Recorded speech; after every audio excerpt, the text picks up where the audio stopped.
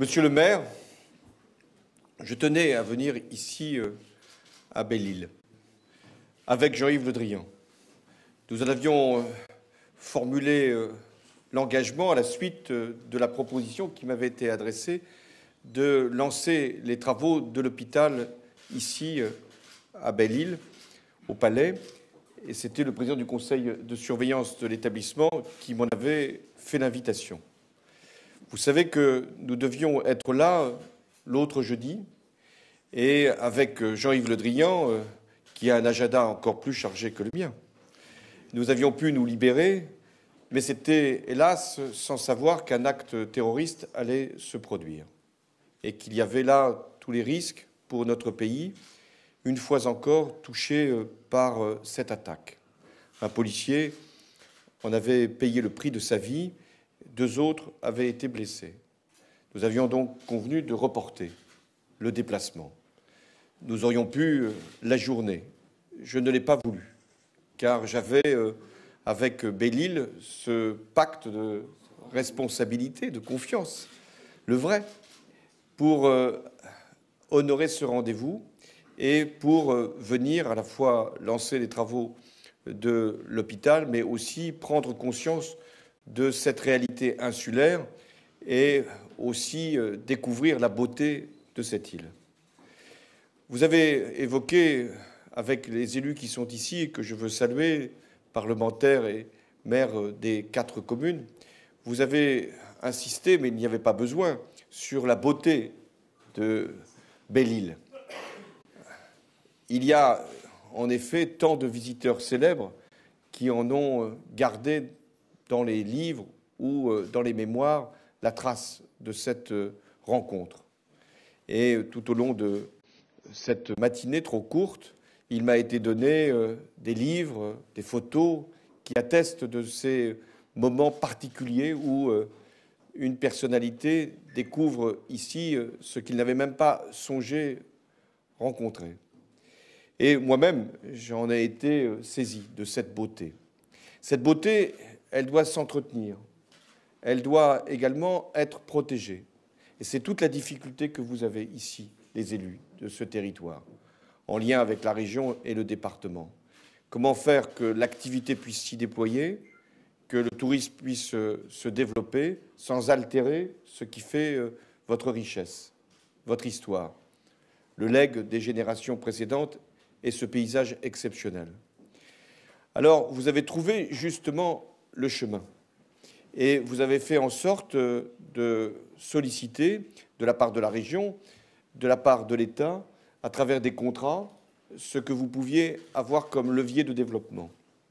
Et vous avez aussi eu, à travers l'action de la ministre de l'Environnement, Ségolène Royal, les contrats qui permettent d'avoir justement l'économie circulaire, le développement des énergies renouvelables, ici plusieurs fois utilisés.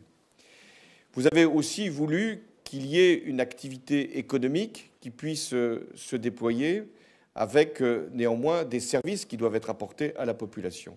Et nous y venons.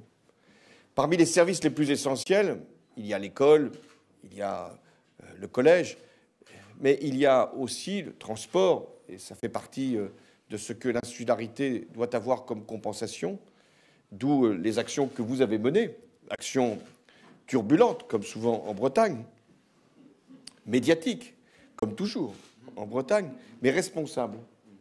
Parce qu'à chaque fois qu'il y a une revendication, il y a la volonté de trouver la solution. Et nous l'avons finalement permise, cette solution, à travers des compensations justes pour qu'il puisse y avoir des dessertes du territoire. Et bien sûr, la région y a pris sa part. Et puis, il y a comme service public essentiel la santé. Et ici, vous avez à la fois la contrainte de l'insularité et le bonheur de recevoir de nombreux touristes pendant la saison. J'ai compris d'ailleurs que la saison commençait au mois de février et s'achevait au mois de décembre. Donc, ce qui fait que, en fait, vous êtes toujours en saison. Et vous avez donc le devoir, à la fois, d'assurer les soins pour la population qui vit toute l'année et aussi pour celles qui vous visitent. Nous avons donc décidé, et l'établissement a pris sa responsabilité, l'ARS a bien voulu également accompagner, vous avez donc décidé de construire un nouvel hôpital qui a, à bien des égards, une double mission. Première mission, assurer la permanence et la qualité des soins, mais aussi faire en sorte que les plus âgés ou les plus dépendants puissent être accueillis dans les meilleures conditions et dans la dignité. Et également dans un cadre, il faut bien le dire, exceptionnel pour terminer sa vie. Et nous avons bien voulu dégager les moyens pour vous permettre d'avoir cet équipement. Cet équipement qui sera également, dans les prochains mois, forcément altéré, gêné par la construction, et j'ai voulu rencontrer les personnels pour leur dire tout notre soutien. Mais pour avoir un hôpital, il faut aussi avoir des médecins.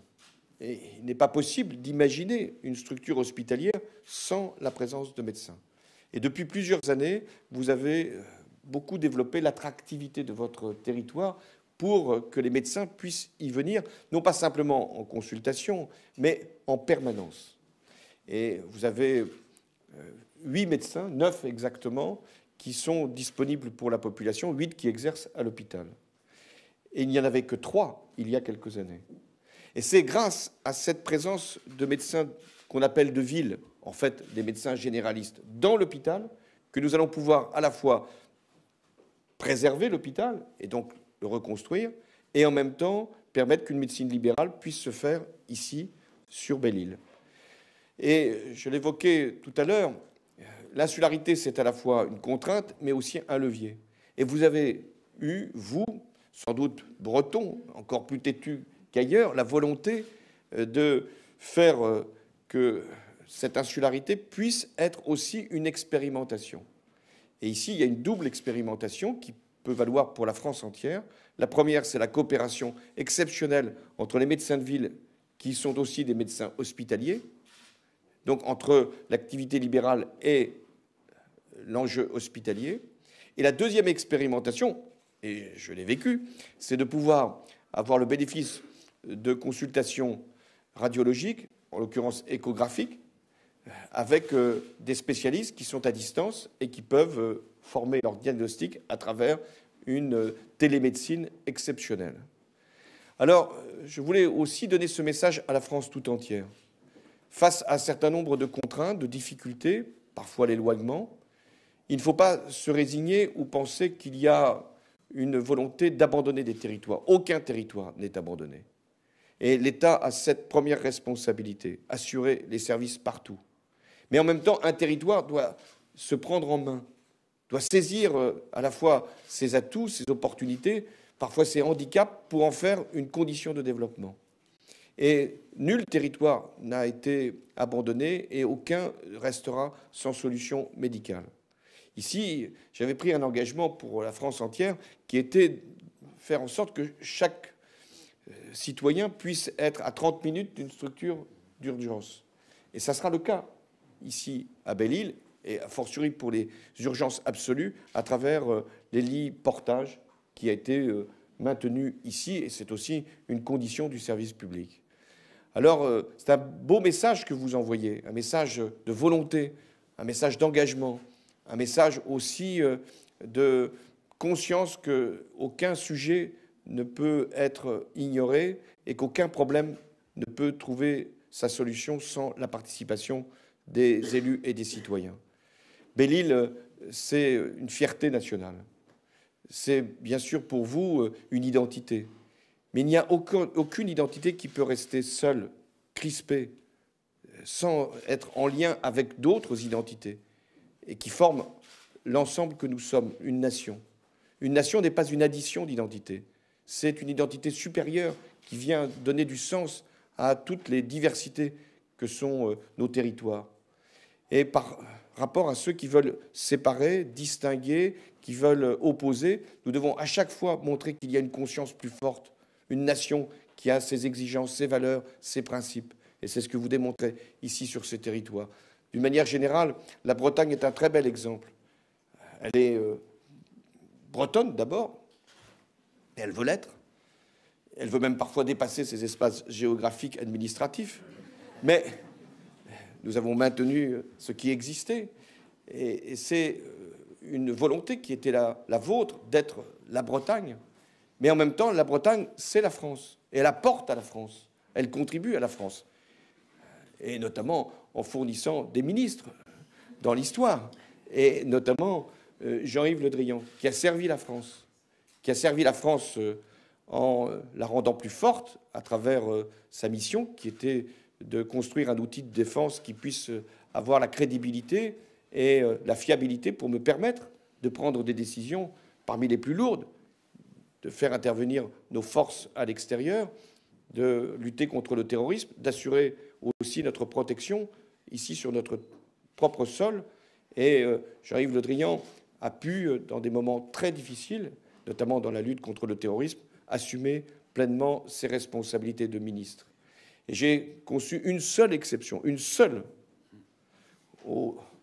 à la règle du non-cumul des mandats pour Jean-Yves Le Drian. Non pas parce que c'était mon ami, non pas parce qu'il était breton, soyons clairs, mais parce que dans cette période où il y avait ce risque, cette menace, et qu'il y avait la nécessité de donner à nos armées le cap qui avait été fixé, il était nécessaire que Jean-Yves Le Drian puisse avoir cette responsabilité de ministre en même temps qu'il exerçait ses fonctions, très bien secondé par son premier vice-président ici présent, mais avoir cette capacité à pouvoir être utile à la France sans abandonner la Bretagne.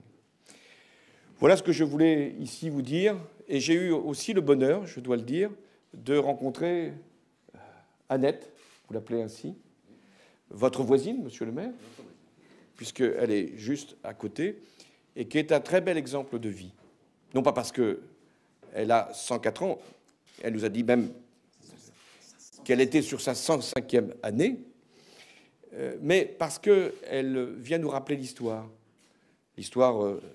de ses parents, de son père notamment, l'histoire aussi de sa famille, et elle fait encore la dignité de la Bretagne et de votre île en évoquant son histoire d'amour pour cette terre, une histoire d'amour pour ses proches. Et là aussi, c'est cette rencontre qui est tout à fait décisive entre le passé, l'histoire, que nous devons chaque fois entretenir dans ce qu'elle peut nous donner comme signification, être une grande nation, avoir des valeurs, savoir pourquoi nous sommes ensemble, la liberté, l'ouverture, et en même temps la modernité, parce que nous devons toujours regarder vers l'avenir. Et dans la responsabilité qui est la mienne, j'ai toujours voulu que l'histoire soit au service de ce que nous avons à faire ensemble pour les années qui viennent. Alors c'est sans doute un des derniers déplacements que j'effectue comme président de la République. Il fallait que ce soit un beau déplacement dans une belle île et dans une grande région. Vive la France, vive la République.